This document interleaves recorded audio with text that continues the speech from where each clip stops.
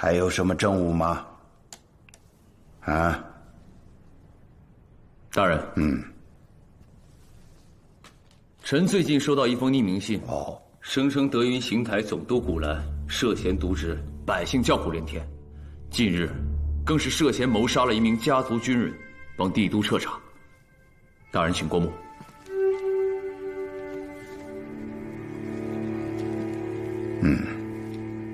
臣和其他几位官员也收到了同样的信件。拿来，给我看看。贪污的部分目录已附列其中，罗大人请过目。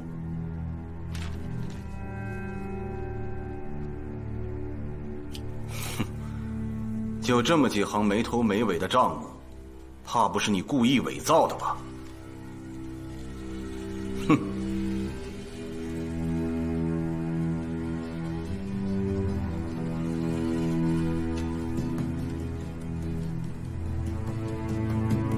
帝林，你怎么看？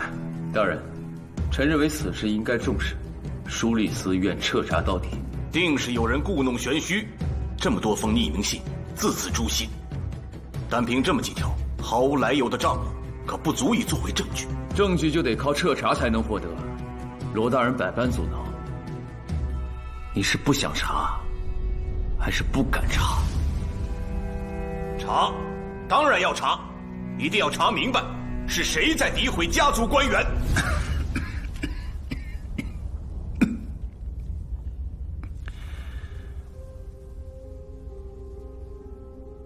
那是一定要查的。这些年呐，战事不断，国库空虚，尤其是地方的财政频频亏空。为了要稳定民心，避免出现动乱，这德云之事啊，那绝非是个例，所以这一次得杀一儆百。你二位呢，是我仰仗的肱骨之臣，还请二位暂弃前嫌，联手清除家族的隐患。大人，舒律司责无旁贷，愿替家族效命。领兵司领命。那就散会吧。啊，罗大人留步。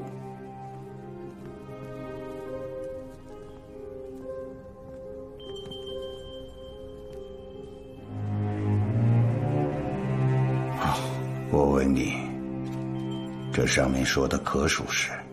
大人，这一定是帝林搞的鬼。哦，我那小舅子虽然资质平平，贪图享乐，但贪赃枉法、谋财害命之事，我相信他没那么大胆子去做。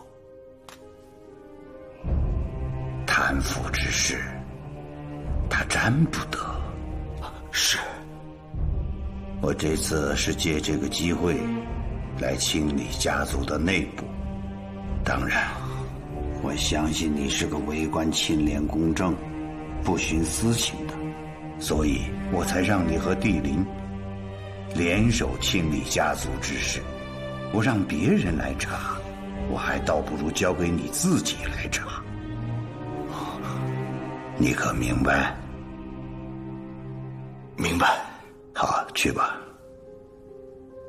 谢大人。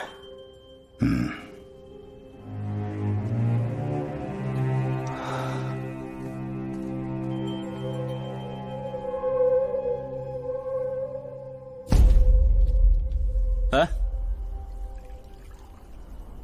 尝一尝。下官一介芝麻小官，怎么懂得品评这些美酒呢？在下官看来，所有的酒都是一个味道。哦，我怎么听说你到处去搜罗奇珍异宝，用来泡酒呢？我知道，最近有些风言风语吹到了大人的耳朵里，那些都是胡说八道。远州战乱不断，这拆东墙补西墙、互相拆借的事情在所难免。哎，调动财物的事情我不清楚，到时候啊，让舒律司来吧。哎，大人。这点小事怎么能麻烦舒律师呢？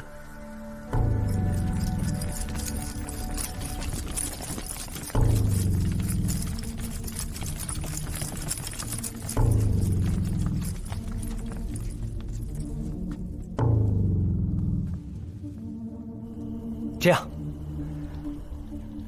我再捐1000担粮给地术军的兄弟们。这次以我个人的名义，大人您不必记账，也不用归还。至于军费的事情嘛，咱们私下了解了解。你这是公然行贿吗？这是那个狗官的贴身侍卫，扎西大人，他肯定知道。快说，扎西大人现在在哪儿？说，司仪林，你别敬酒不吃吃罚酒。领兵自总统领罗明海是我姐夫，你官再大能打得过他吗？我官是没他大，可军长大人亲自过问了。但是你要抓我，证据呢？带上来。大人，证据到了。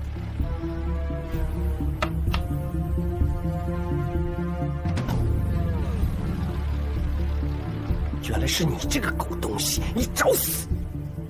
扎西大人的下落也已经明了了，说吧。扎西大人已经被古兰杀害，尸体也被他家犬吃了。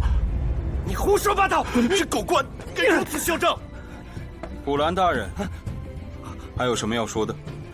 司仪林大人，司仪林大人，你我同为淄川贵族出身，看在我姐夫罗明海的份上，这事还有的商量。有的商量，贪赃枉法，行贿受贿，我告诉你，就算罗明海在这，结果也一样。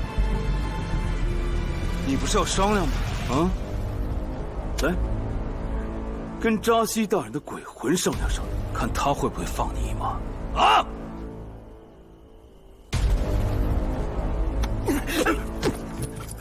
带走。是，走，放给我。放开我！我要找我姐夫罗明海！大人，放开我！这狗官把德云搞得乌烟瘴气，属下代表扎西大人及部下还有德云的民众，感谢司仪林大人。这些都是我应该做的。最后，就拜托你押送他回帝都了，再将扎西大人所有的事情刊登在官报上，以证清白。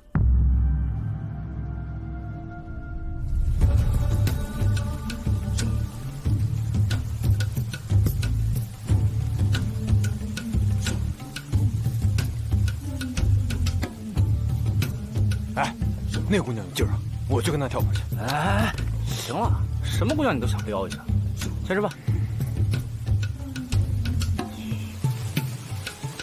开头，你说今天奇了怪了，平常不都是半兽人拉着罗杰一块跳舞喝酒吗？今天怎么了？不唱不跳也不喝的？因为今天是他们斋戒的日子。以前在布卢村，每年到这个时候，他们都会断酒断食，用来祈祷神灵，保佑他们家乡风调雨顺，无灾无祸。吃饭吧，快吃！林殿下，吃饭了。我减肥，你们吃。好嘞。给你尝尝。想不到他们背井离乡这么久，竟然还惦记着给家乡祈福。也不知道这布卢村啊，现在怎么样了？他们已经很久没有回去过了。自打我二哥的军队去远州剿灭叛军，这一路上都是子川家的军人，而且叛军中有很多半兽人，他们那种长相，根本不敢出现在子川军人经过的地方。那他们一定很想家吧？当然了，所以我决定，让咱们秀子营送他们回家。大人，你忘了我们的计划吗？当然没忘。杀雷洪，剿灭叛军。可是你答应要送德伦他们回家，这一来一回耗时耗力，你怎么向家族交代？他们是我的朋友，咱们的粮草不够，他们好酒好肉，给我们招待。同样，朋友有家回不了，咱们绝不能袖手旁观。还有，我有个大计划，在咱们出发前，我准备筹一大笔钱。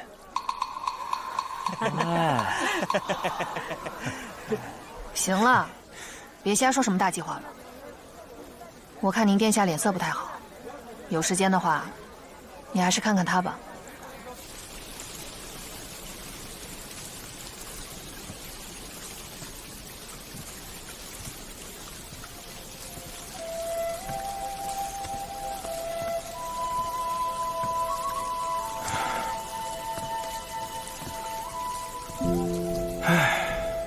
远州的天气真好呀！我好像来了这边之后，每天都能看到这种太阳雨，真漂亮。其实，你不用假装每天都过得那么开心。我没有。小宁，我知道你不喜欢这里的生活，可是你喜欢这里呀。你不属于帝都，更不属于我。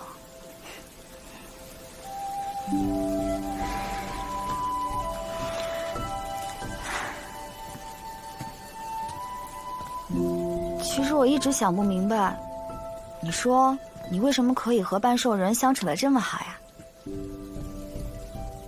因为我跟他们是真朋友，你知道吗？我曾经落难，是老德伦，他救了我一命。我呢，在远州这片土地上真正的生活过，我对这片土地的感情啊，就像你对帝都一样。可是，我们以前也是一起长大的呀，那时候在帝都的日子你都忘了，那个时候你不快乐吗？那是不一样的快乐。远州这块土地，偏远贫瘠，算是子川家的属地，跟繁华的帝都没法相比。就像我一样，虽然有着子川家的姓氏，但是……秀哥哥，你不要说这样子的话。我从来没有把你当外人看过。等远州的任务完成了，我们就一起回帝都，然后跟叔叔说我们永远留在帝都，好不好？小宁，至少我现在得留在这儿。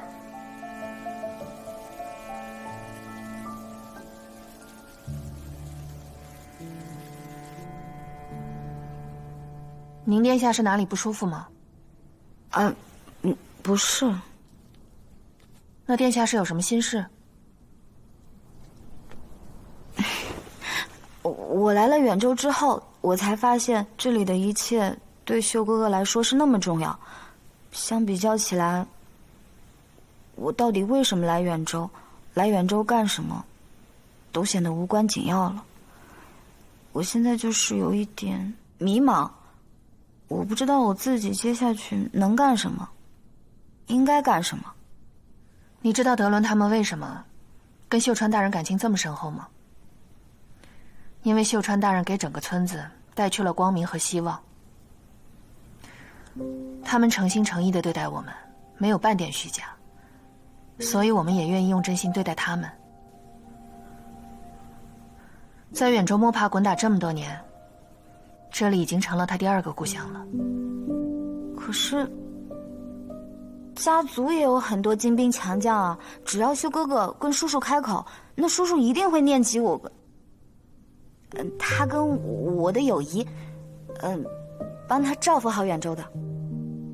是啊，但是人人都觉得远州是荒蛮之地，谁又能像他那样把远州当成自己的故乡来对待呢？他自己深知这一点，所以才没办法把这件事情交付给任何人。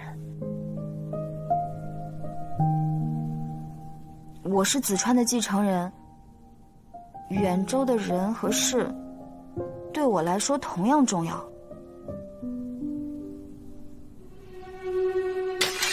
虫子，虫子快走，快走！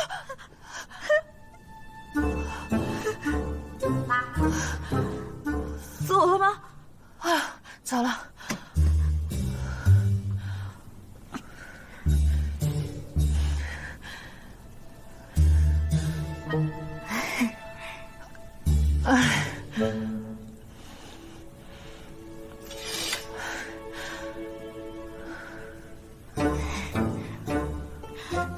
进来吧。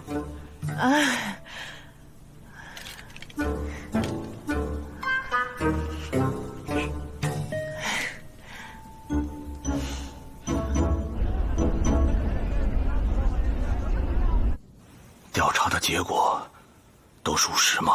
属实。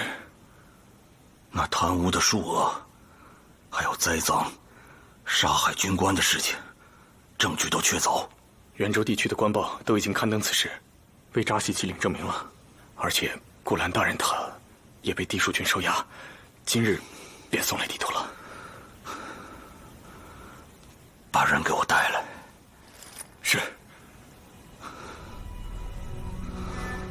领兵司罗明海大人特命我来接管德云总督。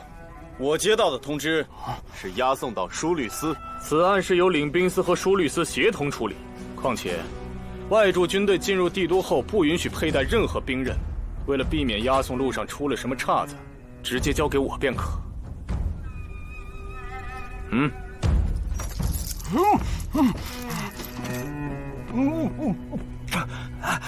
既然是两司协同查案，那就有劳大人，免得回去的路上再出什么岔子。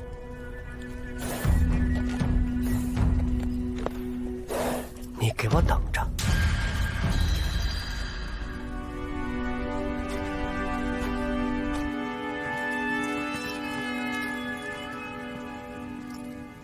大人，顾兰带到。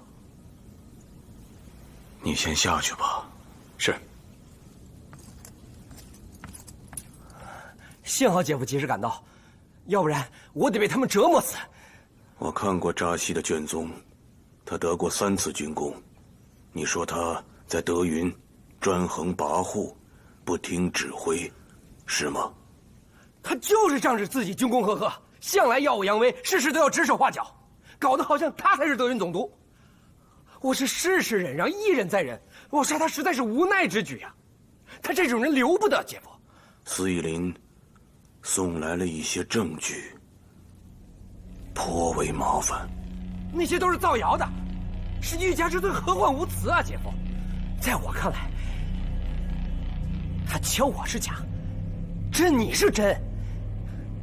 我思来想去，只有2种方式，颇为妥当：一，毁掉证据，彻底翻案；二，你担下一部分罪责，放弃远州官职，回到我的身边，你选哪一种？当然是第一种方法。姐夫，这阳光照不到的地方，大家都一样。翻案之后，正好借此机会，告他们诬陷，铲除异己。你在帝都，我在远州，未来淄川就是我们的了。啊，姐夫。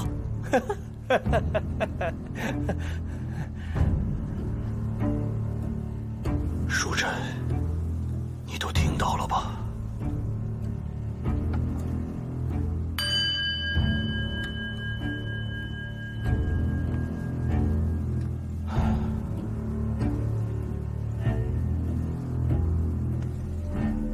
姐夫，这么说来，他们指认你的罪行都是真的了。姐夫，这根本就不是对错的问题。跪下！我跪下！你贪赃枉法，谋害忠良，如今又心存叛逆之意，如何对得起淄川对你唯一的重任？你如何对得起你姐姐对你的一片苦心？判你死罪，那是罪有应得。姐夫，真没有这么严重啊！姐夫，姐夫，我错了，我认罪。我辞去官职，我回到你的身边，一切都听你安排。你看在我姐姐的份上，你也得救我一命啊，姐夫！我是你最后的家人了，姐夫。救你就是要毁了我淄川。我姐盯着呢，我姐看着呢，我是你最好的家人，姐夫，姐夫。来人，把他带回枢律司。姐夫。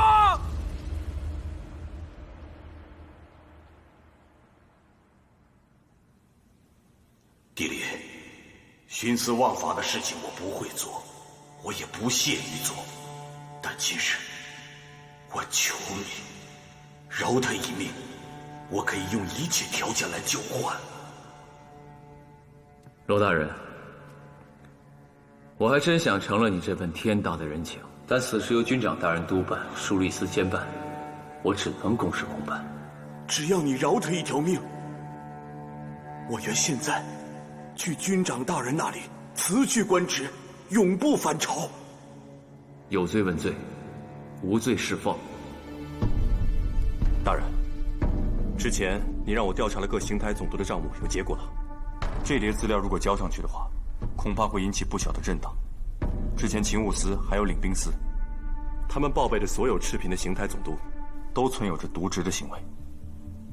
他们跟古兰都一样，跟帝都各个官员或多或少都有牵连，还牵扯了3省台。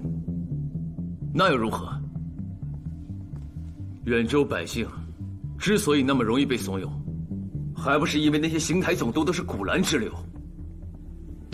你可知道，这古兰是我爱妻淑珍唯一一个亲弟弟，也是我罗明海在世最后一个亲人。如果今日你是我，你还会六亲不认，手起刀落吗？如果舒律司的最后一道防线还在瞻前顾后，那子川才是真的无药可医了。帝林，你果然是铁石心肠。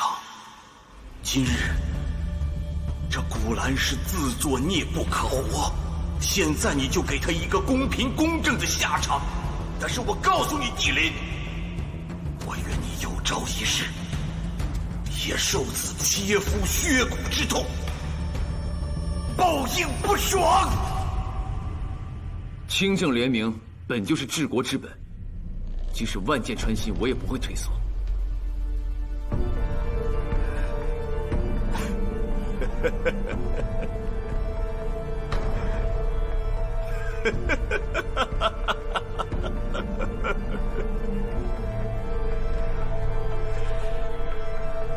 帝林，你是要杀绝我罗明海最后一个亲人呐！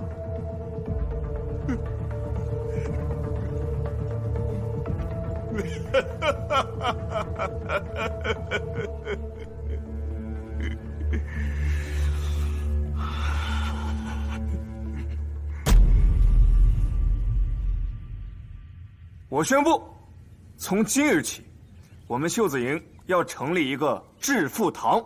致富堂啊！成立这玩意儿干嘛？跟咱粮食问题有关系吗？现在我们营地里的存粮，只够维系我们3天的量。啊，3天！坐下！站住！我们现在是不是很着急的筹粮啊？对呀。我们是不是要用钱去买粮？也对呀。对个屁！我们根本没钱。特别对。所以要挣钱呀。我简单说一下吧，分猪肉大家都会吧？哎呦，你还这个？这是一头叫致富堂的猪，这个猪头还有猪颈归我。你们几个是大队长，这个肩胛肉还有大里脊肉你们自己分啊。你们剩下的是中队长，这个小里脊肉还有前腿和后腿肉就分给你们了啊。剩下的4个猪蹄儿就分给小队长了。再剩下的这么多五花肉，我们就平均分给其他的剩下的人。你们想想，那么多人养1头猪，能养不好吗？养得越好，到岁末的时候，大家分的猪肉的分量就会越多。我问你啊，要是你为了自己的那份，你会把这只猪养好吗？会呀，只要能挣钱，我指定把它养成全西川大陆最肥的霸王猪，这不就完了？好，这个好。哎，行了，一会儿散会的时候呢，你们就把我这个天才的想法给大家详细说一说，再找一些土地主，来和我们一起养这头大肥猪。想法是好，但是这荒郊野岭，你去哪儿找土财主去啊？你只能找着难民。白川，你刚才在外面看到的那些人，那些商人。对呀，养肥致富堂这头猪，就得靠他们。大人，到底是什么大生意啊？远州内战打了这么久，所以现在物资非常稀缺。如果这个时候进行物资交易，别说我欠你那点钱能够轻松还上，以后也会源源不断的发财。可是秀子营看上去实在不太靠得住啊。我秀子营历史悠久，也是皇家王牌部队啊。想必你们都认识这两位吧？将你们的身家交予这样一位与司义林大人和帝林大人并驾齐驱的当代名将，为你们的财产保驾护航。好。原来是这样啊！你怎么不早说啊？我还担心你借他们的钱还不了呢。我们永远不需要再借钱了，永远，因为我们致富堂是个一劳永逸的赚钱模式，钱生钱，本翻本，利滚利。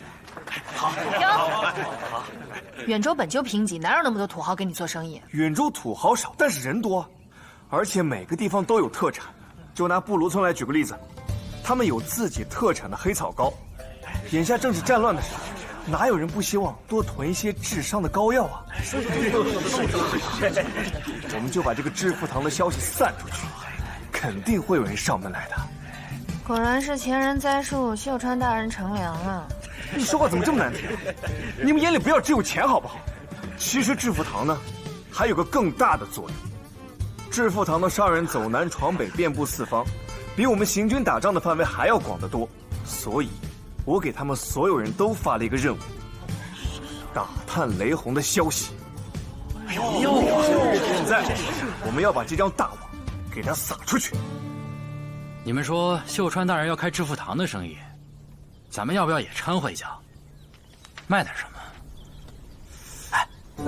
我当然是卖小说、卖画报了，真卖不出去，咱还能自己看看，不浪费。那我就开兵书店好了，给远州人训导训导文化。还训导文化？你呢？这世界上什么钱最好赚？女人的钱最好赚。就外面那些花花草草、就地取材，能赚好多钱了。紫川兄呢？给我出来！哎，这儿呢。什么致富堂啊？我们不干了！对，不干了！哎，二位老板，稍安勿躁。这种发家致富的机会，怎么说不干就不干了呢？还好生意呢！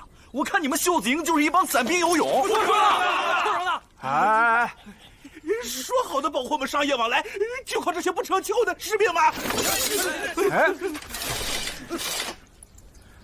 我们秀子营可不是什么散兵游勇，他们是经过专业的军事训练，那个拳法。这个口号我都听了180遍了，口号喊得再响，可光凭这么几个兵又有什么用啊？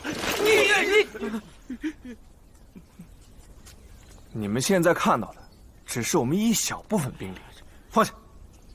其实呢，我们的兵力分布在整个远州，甚至渗入了北族的腹地，兵力的问题你们就不用担心了。那我们也没有亲眼看到大部队啊，始终还是觉得难以保障。您是担心我们紫川家族的军队不够强盛吗？您殿下，您殿下。哎，我去过帝都，这还真是紫川宁殿下啊！殿下，殿下，我可以代表家族向各位保证，各位在远州进行的所有交易，永远都受到军队的保护。这样你们可以放心了吗？放心了，放心了，放心了。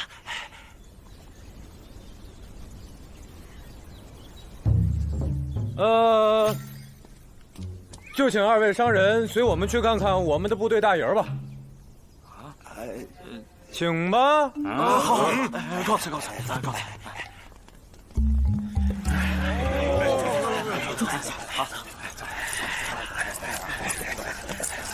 走。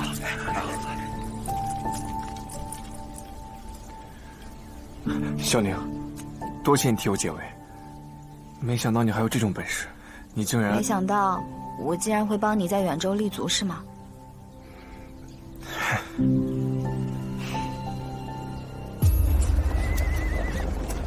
现在咱们分头行动，去不同的部落城池，游说商人们都加入咱们致富堂。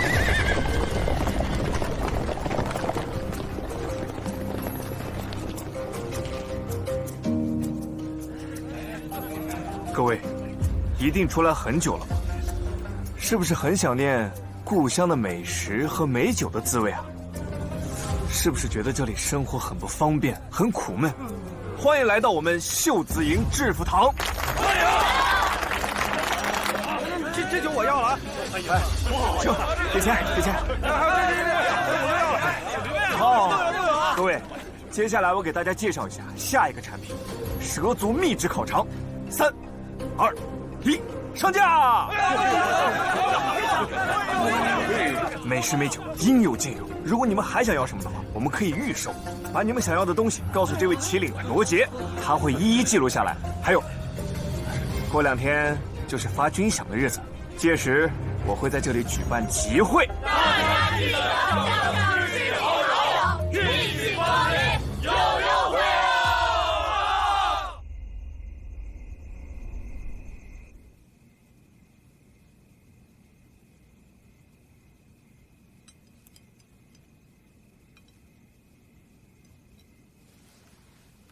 来，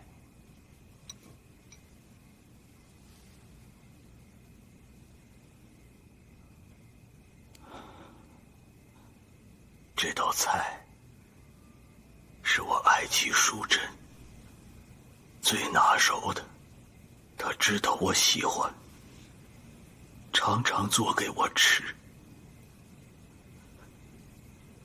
如今爱妻离去，我再也吃不到她做的味道了。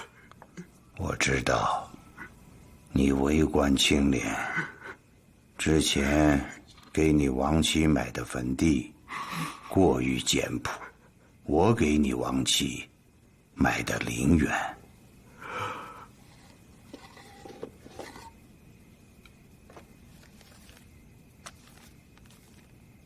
所有用度皆为贵族标准。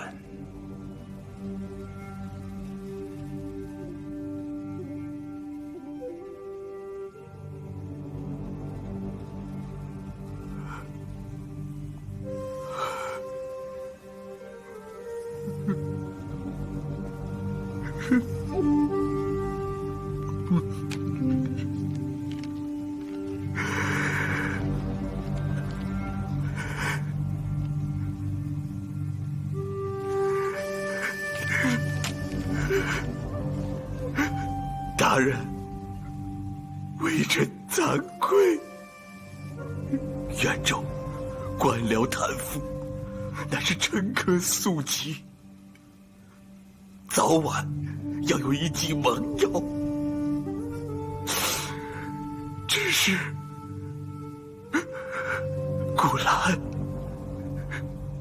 是我罗明海最后一个亲人。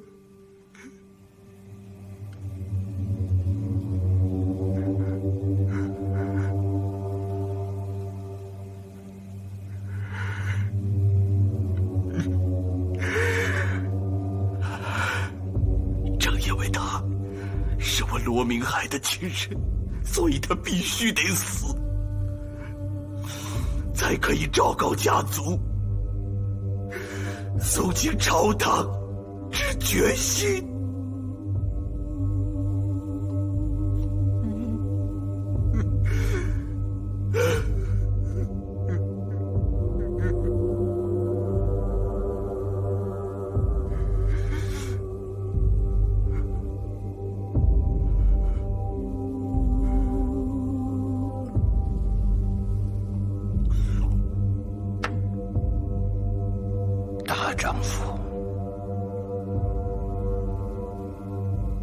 吃吧，这可是你的最后一顿饭了。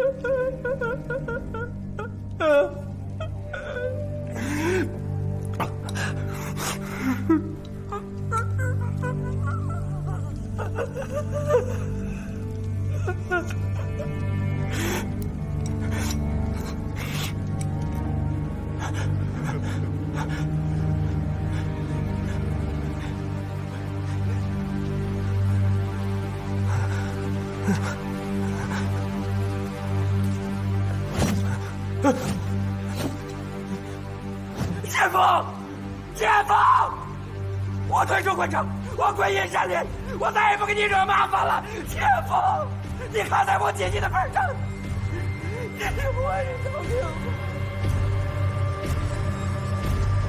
饶命来！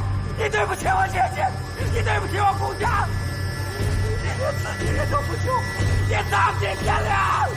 我和我姐姐同归也不会。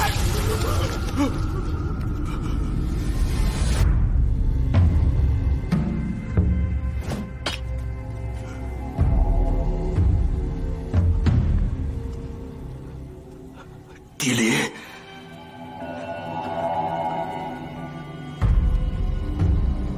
这下你满意了吧？袁州兵民，帝都流血也。我何负家人，还有如今的顾兰，你手上的血，恐怕是再也洗不净了。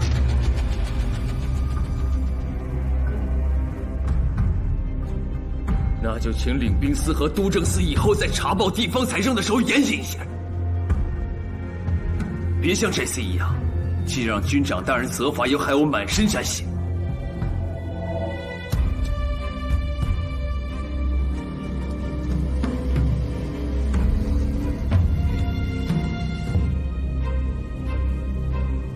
杀！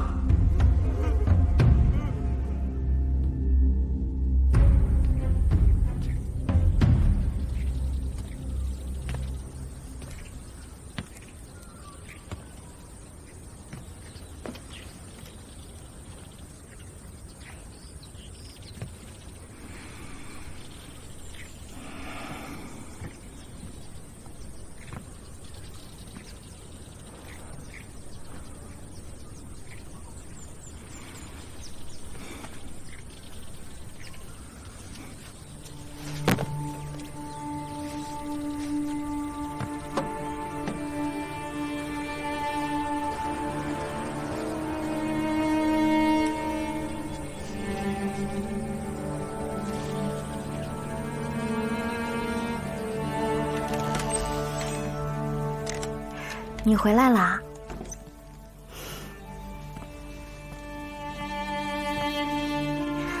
好看吗？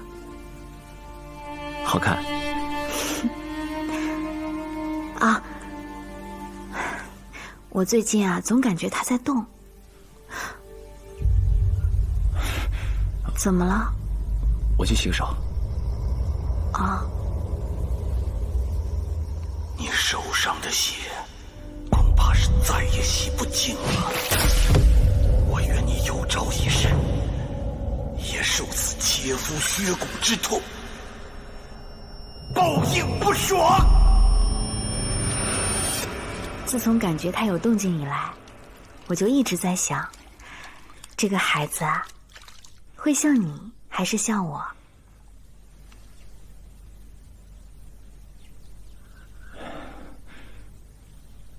不能像我，我眼睛太小了，得像你啊。我倒是希望他像你，我只会做饭，什么都不会。才不是呢，在我眼里，会做饭、会照顾家才是本事。所有人都在追求功名利禄、加官进爵，但在我看来，那些只是黄粱一梦。不知道哪天醒了，就什么都不复存在了。啊，你今天怎么突然有这么多感触？出什么事儿了吗？没事儿，我想告诉你，这个世界上只有爱和恨是真实的。你能给另一个人温暖和美好，就是天大的本事。而你，给了我一个家，所以在我眼里，你比所有的文臣武将都要厉害。而且，没有人比你更加让我值得珍惜。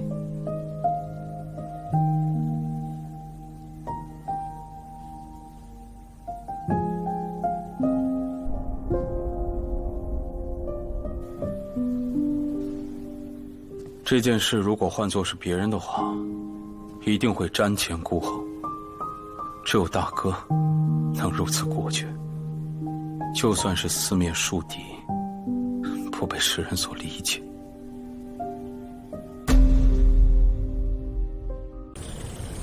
此次贪腐之案，你二人功不可没，但是今天我请你们来呢，不是为了庆功。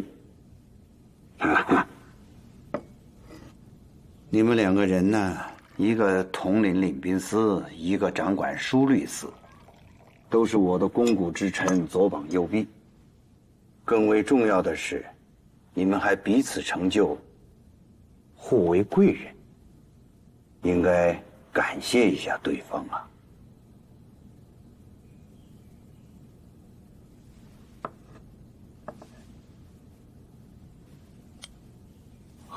谢大人。帝林，要好好感谢一下罗明海大人。帝都肃清，你功不可没，祸及罗大人全家，而他却为了子川的全局，强忍着刮骨之痛与你同朝为臣。此举是国之重器方有的胸襟啊！你当感谢，当效仿。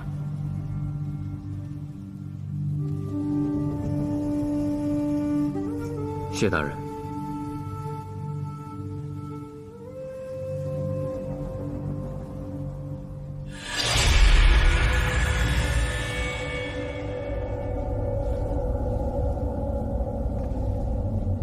罗大人，我有一句话，不知道当说不当说。大人言重。古兰之罪，承在朝夕，祸及深远，你自当清楚啊。帝林手起刀落，虽然无情，他却是保全了你一世廉洁，保全了你清明的罗氏家风，这可是传世之功啊！你明白？罗明海，谨记大人教诲。哈哈哈！吃菜，吃菜，喝酒。来，来。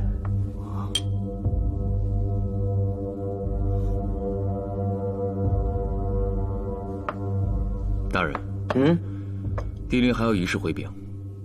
说。书律司彻查贪腐一案，还有25名涉案官员正在被押回帝都，循例皆是必死之罪。25人，哎呀，人数甚巨啊！不过当然，我肯定是支持你，这也表明我对肃清官场之风之决心。罗大人，你认为呢？若他们是贪赃枉法、徇私舞弊之徒，那必然杀之快之啊！哈哈哈哈！但是，请帝林大人务必明察秋毫，以免有人借功行私。铁证如山，罗大人放心。你看看，你二人一个缜密，一个果决，啊，如此处事，真是面面俱到。有你二人，是我参星之幸，也是我子川之幸啊！来，请再次举杯。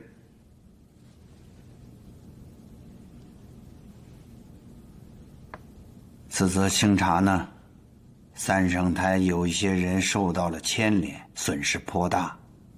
他们对远州战事本来就不支持，所以就提出要召开紧急会议，对子川战败之事要做出决断。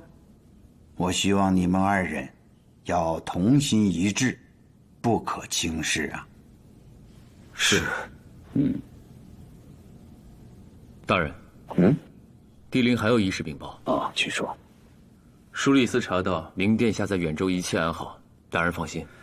正好司仪林在远州，我就让司仪林护送您殿下回来，不知您意下如何？太好了，你想得真周到。这样，你赶快去办这个事儿吧。哦，臣告退。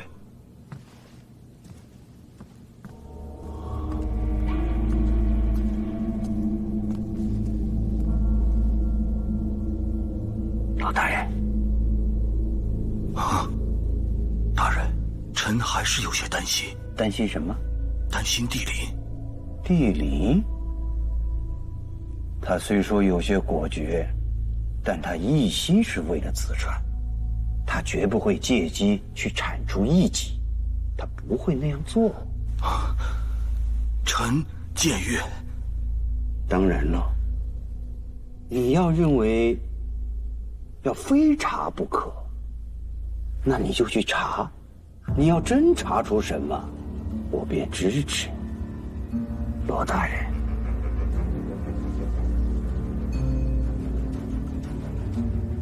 你是我在子川最亲最亲的人，也是我最为相信的人。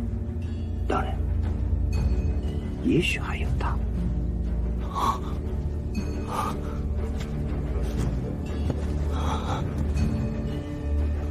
臣必夙夜为公，不负君长期望。请起，请起。哎，老板，这多少钱？大哥，2个硬币，很便宜的，你看要不要？不要不要，1个硬币啊。这个多少钱？1个硬币。智慧兵书，人生不输啊！无论是带兵打仗，还是交友谈情，生意兴隆啊！人生不输啊！人生不输，人人。不要急，不要紧张。给我一本看看。好，稍等，收钱。谢谢谢谢，拿好啊！太贵了吧？哎，不贵，便宜得很。先哎，这位兄弟，我看你面带一丝困惑。这本书特别好，不买一本吗？哎，干嘛？哎，干嘛你？哎，兄弟们，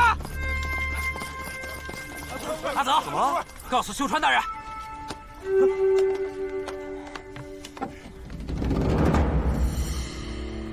干嘛呢？上啊！抄家伙！抄家伙！这边。你看这个，这个好看，便宜着呢。谢大人。都是上等货，实话清。给我来一个。给。好。拿好。小宁。秀哥哥。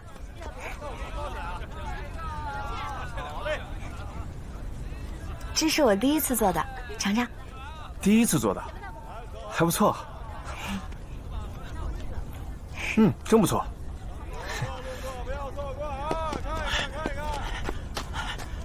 不好，老大，茂才他们被蛇族人打劫了。你跟我说这个干什么？不是，请你帮我们把东西抢回来啊！儿子，我告诉你啊，这摊位上的东西是属于摊主的，并不属于我子川秀个人。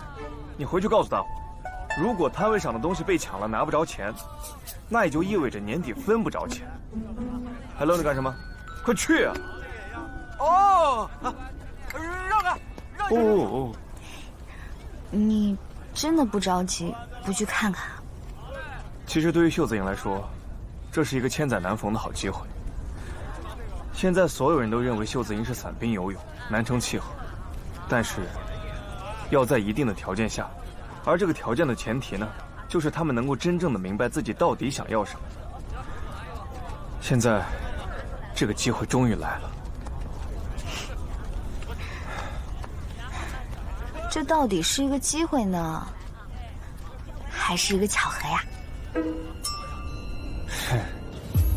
快！都别跑！有本事别跑！站住！站住！别愣着干什么呢？揍他们呀！打死你们这帮小白脸！去吧！你们都不杀，王才。老大说了，各自堂口的物品由各自全权负责。要是丢失的物品没有进账，年底大家一块银币都拿不着啊！这么严重？哎呦，兵者诡道也！兄弟们！呼呼哈！呼呼哈！呼呼哈！呼呼哈！杀！小心有诈啊！你别说，这军体拳还有点意思啊！兵不厌诈嘛。哎，演技不错，不过呢，缺乏一点面部表情。嘿，我看你们是嫌赚的太少了，所以没有动力去演戏吧？不如你们蛇族也加入我们致富堂吧，收益3七分成，可比这仨瓜两枣赚的多了。嘿嘿，行，再给你一个。老大，快去！老大，哎，这儿呢。老大，所有被抢的物品都夺回来了，是吗？是你们齐心相助的吗？那当然了，这可是我们的钱袋子。哦，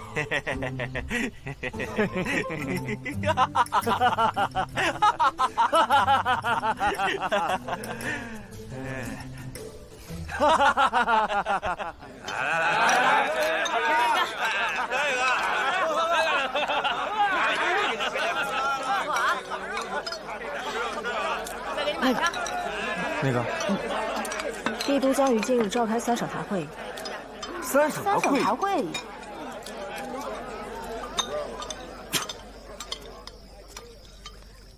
你坐下说。白川姐姐，坐，这边坐。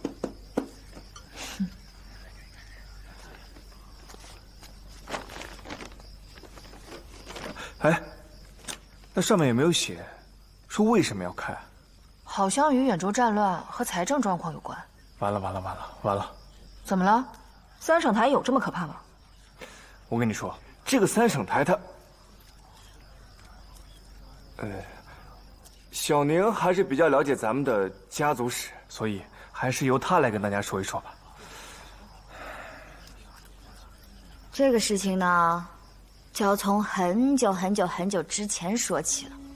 一代枭雄紫川云，铁血戎马半生，创下了紫川一族的根基。可谁知道到了晚年的时候呢，他的这个精神身体啊是越来越不如从前。渐渐的呢，他就没有办法再担任紫川君主的重任，这个性格啊也是变得喜怒无常，乖张跋扈。进来。大将军明兰战功卓著，就在他大胜而归的那一天，没想到啊！军长大人，我回来了。你弄脏了我的地毯，拖下去斩了！军长大人，我不是故意的。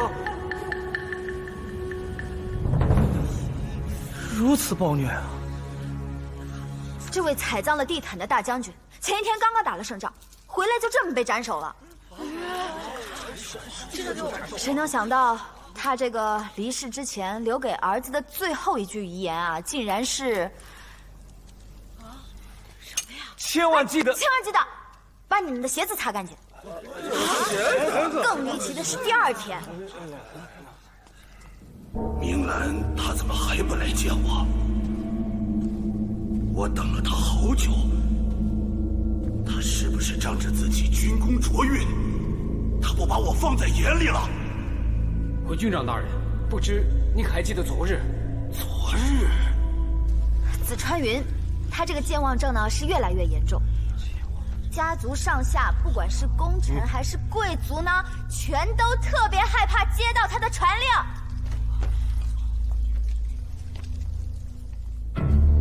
好久不见了，进来陪我下盘棋吧。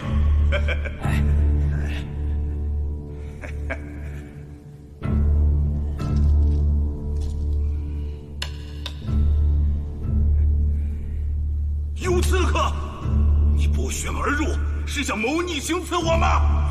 没有啊，厅长大人，我是您叫来的呀！快来人呐，把刺客拿下！在紫川云的激威之下呢，这家族上下，不管是官员还是贵族，全部都过得战战兢兢，度日如年。大家的心中啊，都存着这样一个不能说出口的愿望。难道是？当权力过度集中在一个人身上的时候，又没有人管得住他，是很可怕的，对不对啊？你看我说的也还行啊，要不我来说吧。是的。所以呢，这个新任军长紫川恒，他继承了之后呢，他就和贵族们一起联合起来商量，就改变了这个紫川的政治制度，成立了3省台。3省台啊，是由来自各邢台的贵族中心组成的，具有监督家族行政运作的权利。对军长的决议，如果他们有异议的话，是可以提出修改意见的，甚至在必要的时候，他们可以弹劾撤换军长。当然了，为了保存这个紫川的血统呢，紫川云还是加了一条，说不管怎么撤换、弹劾这个军长，这个位置必须要由具有紫川血脉的人来做。听起来是件好事啊！你们为什么一副如临大敌的样子啊？你这个问题问得好。我跟你们说，其实有很多事情刚开始的时候，往往出发点是好的，但是一般走到了后面，都会走向歪路。比如我们说的这个3省台，刚开始的决策是很英明的，但是现在呢？大人，3省台的人这么多，每一次召开会议都需要4/5的参事到达才能召开。每一次会议决定，都是要过半的人赞同才能通过。我就搞不懂了，他们的提议对事情没有任何的推进和帮助，要他们干嘛呀？那些冠冕堂皇的建议，不过是为了那些贵族自己的利益罢了，从未代表民意。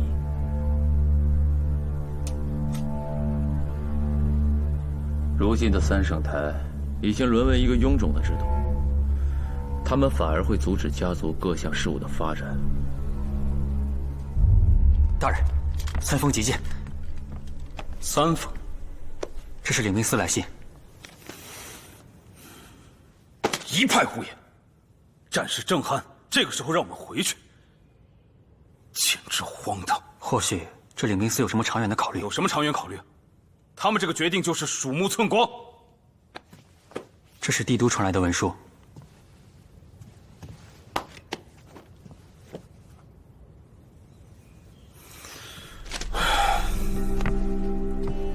原来如此。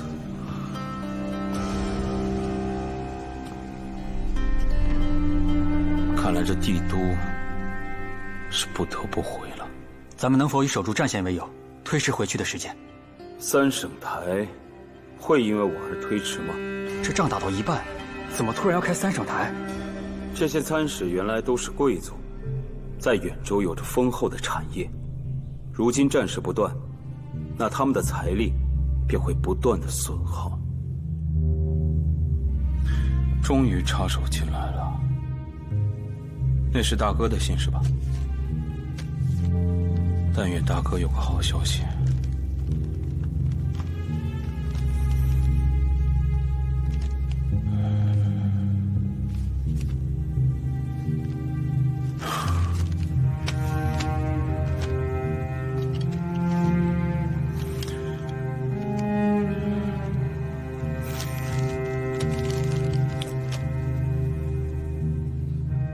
你集结军队，去见宁殿下。我交接完德云邢台的事务之后，去与你会合。是。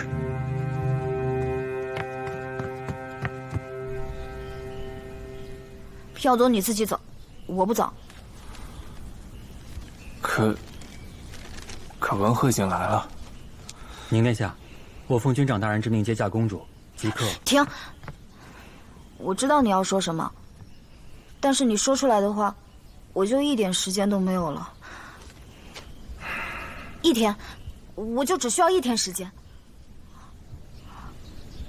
好，1天。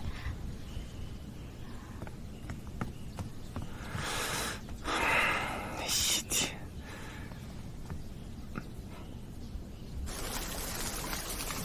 我明白，战乱未平，雷洪未死，你不会回帝都。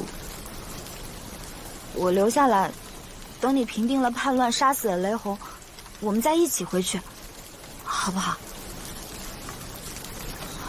修哥哥，只要能跟你在一起，我再在远州待个1年2年，我都可以的。1年2年，那20年30年呢？小宁，远州这块土地是无数人赖以生存的地方，我们要对它负责，必要的时候要为之付出一切。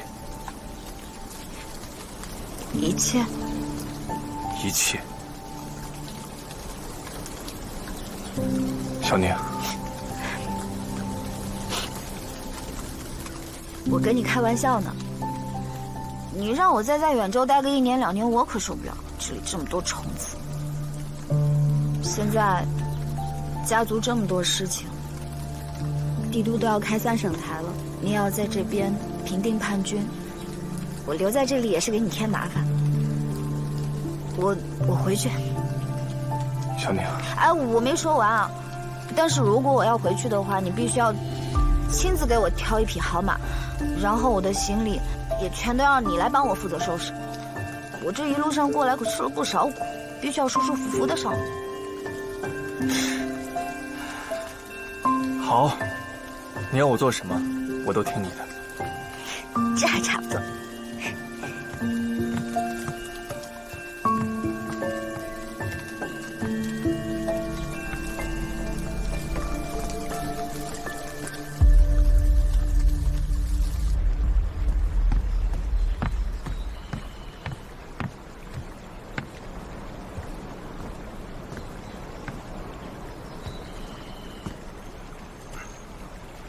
小宁，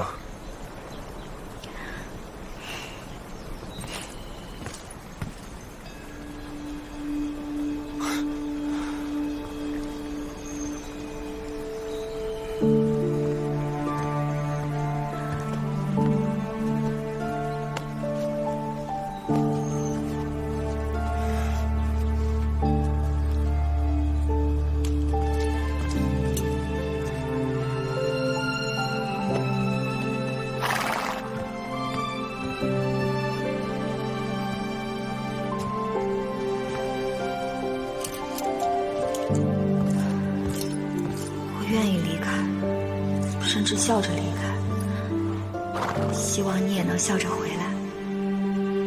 我不会再说我等你，但我希望你能回来。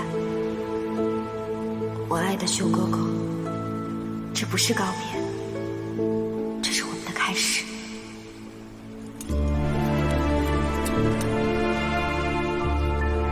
司义林大人稍后会与我们会合的。殿下，此行不宜声张，只能让你先委屈一下，办成勤务兵。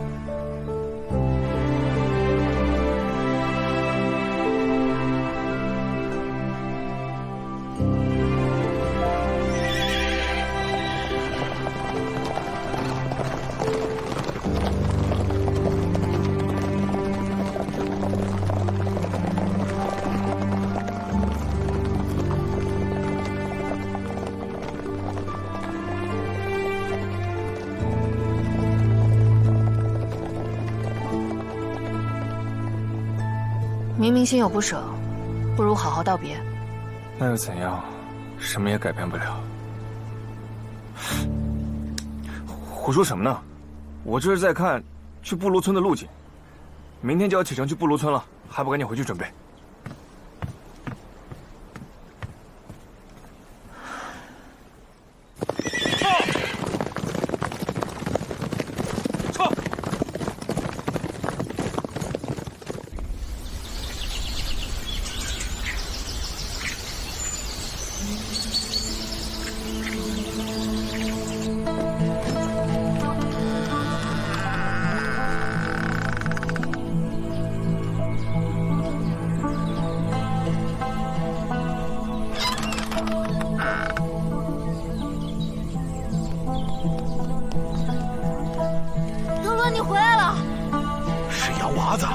都这么高了，去告诉他们，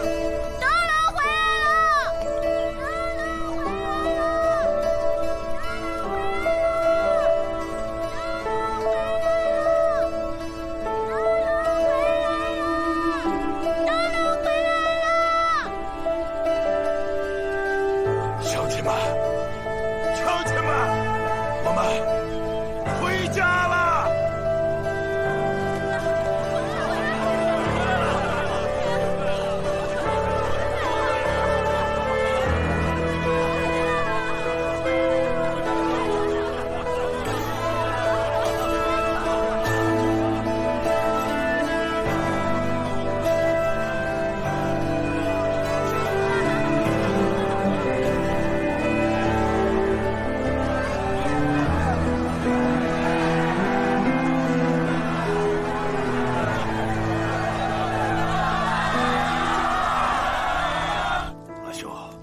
谢谢你送我们回家，谢谢了，谢谢了，谢谢了！恭喜你们回到故乡，干了！干了！谢谢。来，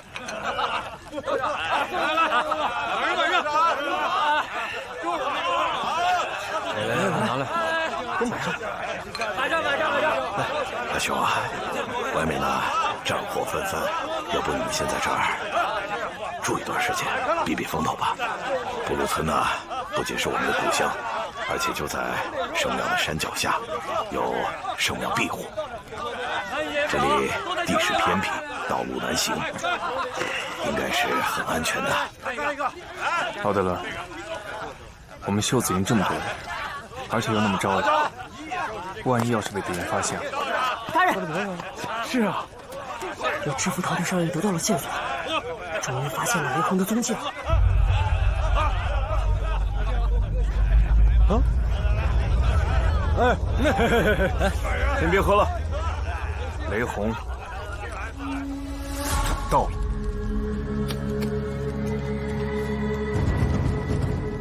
想不到开着制服堂还真能帮咱们找着雷洪啊！这一路开放制服堂，远州各地的物资信息都掌握在我们手上。前不久有消息说，有人在秘密购买皮革兵器弹。子川家惯用皮革包裹兵器，所以买这些的人肯定不是远州人。而家族的地戍军、远州军以及明辉等部，早在发兵伊始就早有配备，何须另外购买？买这些的是雷洪，所以修川大人派小哨子暗中跟着这条线索，拔出萝卜带出泥，最终购买者果然是他。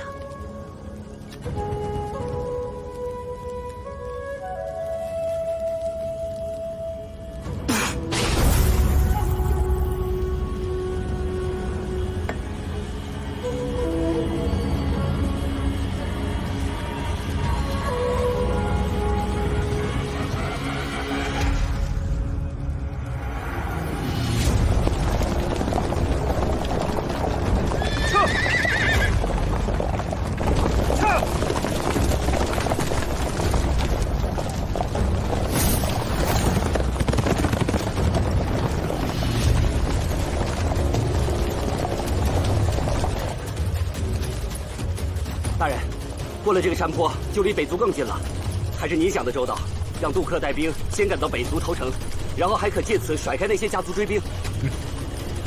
阴压嘈杂难为听，这下我耳根子终于算是安静。奶奶的阴魂不散，拦住他们！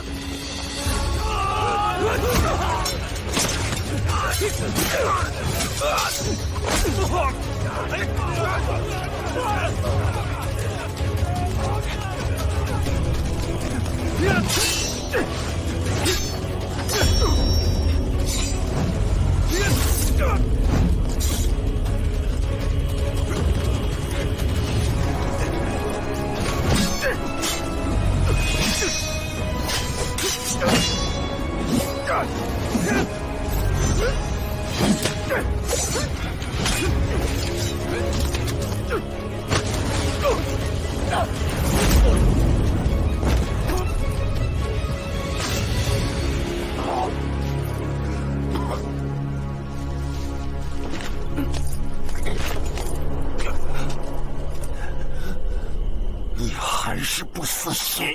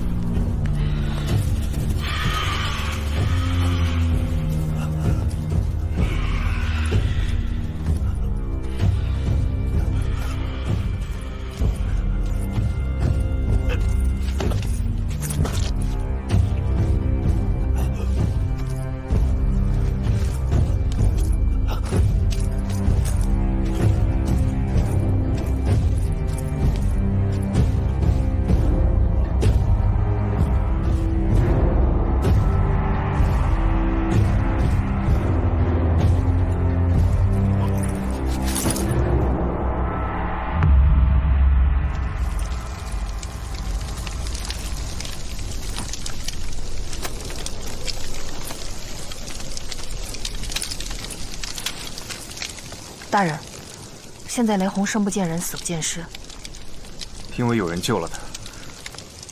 刚刚救他那个人，恐怕是北族数一数二的高手。可是北族为什么要搭救一个子川家的叛徒？因为雷洪手里掌握着大量的家族信息，如果雷洪把他出卖给北族，以挑起北族和我们的纷争，那这对于北族来说，他还是有很大价值的。你的意思是，他投靠北族，然后再怂恿北族攻打子川家？这只是我的猜想。眼下我们恐怕只能做好最坏的打算。那咱们现在怎么办？还找吗？找，不过是暗中搜寻。如果我猜错了，那很快就能找到雷洪的藏身之处。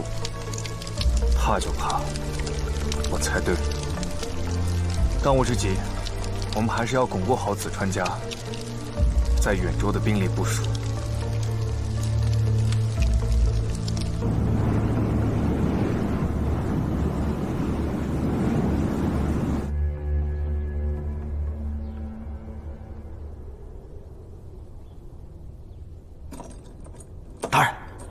大人，你醒了？这是什么地方？大人，我一碰见北族的人，投诚的话都没来得及说，就被抓来了。大人，接下来他们不会杀了我们吧？不会，他们现在正需要我呢。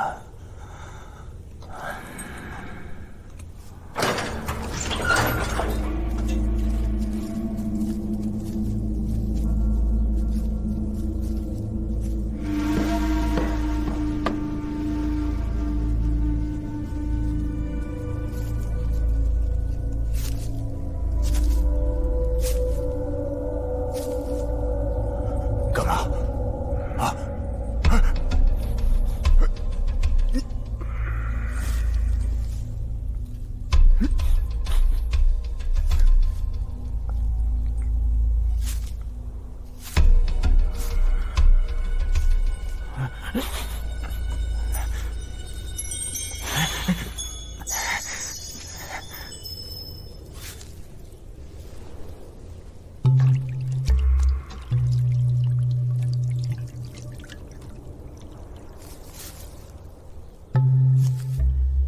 你干嘛？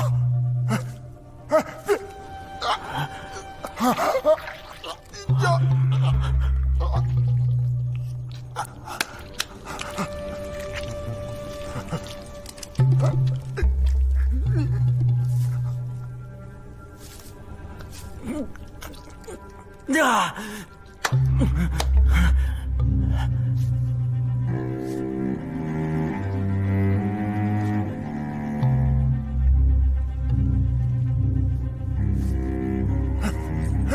你干嘛？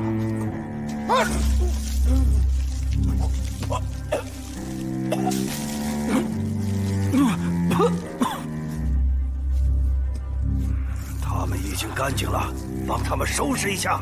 是。大人，这下怎么完了？这下不仅完不了，而且是彻底活了。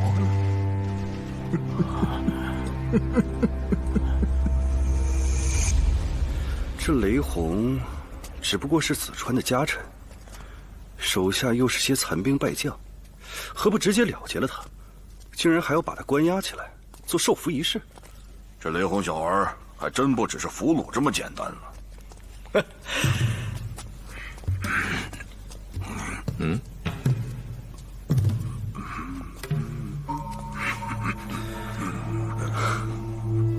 二弟啊，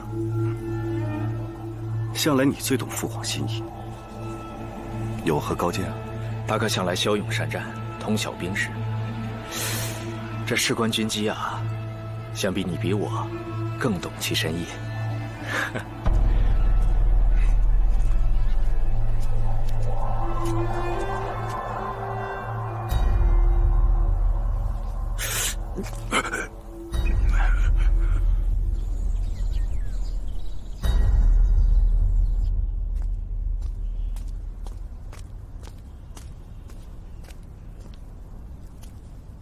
大人，你怎么来了？今日三省台恐涉远州战局，帝陵恳请入内旁听。你来旁听是不符合规矩的。今日众禅使齐聚，还请了一个左翼族的长老，看来远州之战是要停下来了。这是好事。大人，你便在这里等等吧。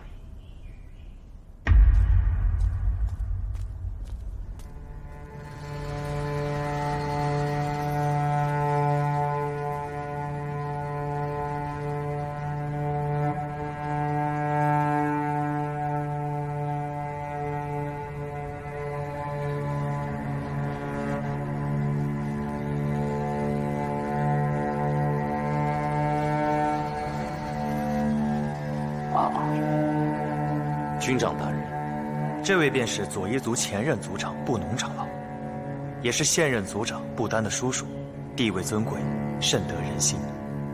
众所周知，左夷族在远州各族中最有声望，而他此次到来，就是为了代表远州人与我们子川家族进行和谈，签订议和条约，重回太平盛世。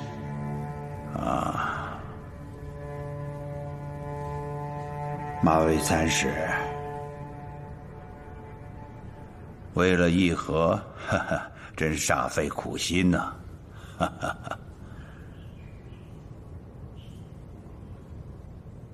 战事无休无止，令家族内耗太深。我作为三省台的小辈，为家族分忧解难，在下义不容辞。